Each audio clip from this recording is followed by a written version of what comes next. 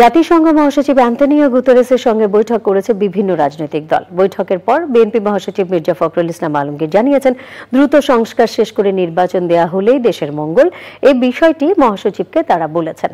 গণপরিষদের মাধ্যমে সংবিধান সংস্কারের কথা বলেছেন জাতীয় নাগরিক পার্টি এনসিপির আহ্বায়ক নাহিদ ইসলাম। রাহুল রায় জানাচ্ছেন। বাংলাদেশে 4 দিনের রাষ্ট্রীয় সফরের তৃতীয় দিনে রাজধানীতে রাজনৈতিক দলগুলোর সাথে বৈঠক করেছেন জাতিসংঘ মহাসচিব অ্যান্তোনিও গুতেরেস। বৈঠক শেষে রাজনৈতিক দলগুলো জানিয়েছে, সংস্কার ও নির্বাচন সহ বিভিন্ন বিষয়ে জাতিসংঘ মহাসচিবের কাছে মতামত তুলে ধরেছেন তারা। সংস্কারটা অবশ্যই করতে হবে, কিন্তু সেই সংস্কারটা যত দ্রুত করা যায়, আমরা যেটা বলেছি, আমরা মূলত যে নির্বাচন কেন্দ্রিক যে বিষয়গুলো আছে সেগুলো করে ফেলা এবং তার দ্রুত ইলেকশন করা এবং একটা পার্লামেন্টের মাধ্যমে বাকি বিষয়গুলোকে আপনার করতে হবে। এটা একটা চলমান প্রক্রিয়া, সেই বিষয়গুলো আমরা বলে এসেছি। জাতিসংঘের তরফ থেকে বলা হয়েছে এটা বাংলাদেশের অভ্যন্তরীণ ব্যাপার, আপনারা বসে রিফর্মস কি নেবেন সেটা ঠিক করেন এবং ইলেকশন যা হবে সেটা বাংলাদেশের মানুষ সেটাই, মানে বাংলাদেশে একটা স্ট্রং ডেমোক্রেটিক গভর্নমেন্ট আসবে সেটা আশা করেছেন এবং পৃথিবীর মধ্যে একটা নজির সৃষ্টি করবে আগামী ইলেকশন, এটা উনি আশাবাদ ব্যক্ত করেছেন।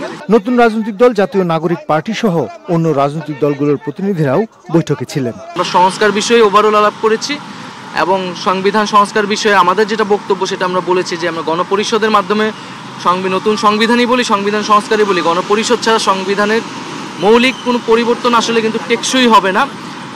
সেই জায়গা থেকে আমরা গণপরিষদ নির্বাচন চাচ্ছি, সামনের যেই জাতীয় নির্বাচনটা একই সাথে আইনসভা এবং গণপরিষদ নির্বাচন এবং পাশাপাশি আমরা বিচারের বিষয়টা বলেছি এবং সার্বিকভাবে ইউএনকে আমরা ধন্যবাদ জানিয়েছি যে জুলাই গণঅভ্যুত্থান এবং তার পরবর্তী সময়ে তারা বাংলাদেশের এই রিফর্ম প্রসেস সহ বাংলাদেশেরকে নানাভাবে সহযোগিতা করেছে। জাতিসংঘের যে সেক্রেটারি তিনি এটাই বলেছেন যে বাংলাদেশে যাতে আমরা নিজেরাই একটা ঐক্যমতে আসতে পারি, আমরা যদি নিজেরা ঐক্যমতে আসতে পারি তাহলে তারা তাদের জায়গা থেকে সার্বিক সহযোগিতা। আপনার কাছে কি মনে হয়? টেকসই গণতন্ত্রের ব্যাপারে আমরা কথা বলেছি এবং জাতীয় ঐক্যের ব্যাপারে আমরা কথা বলেছি।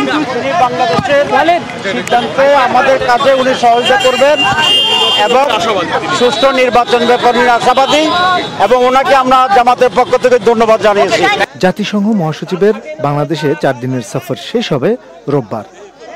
রাহুল রায়, চ্যানেল আই, ঢাকা। এই ঈদে জামা জুতো অ্যাক্সেসরিজের ডিসকাউন্ট।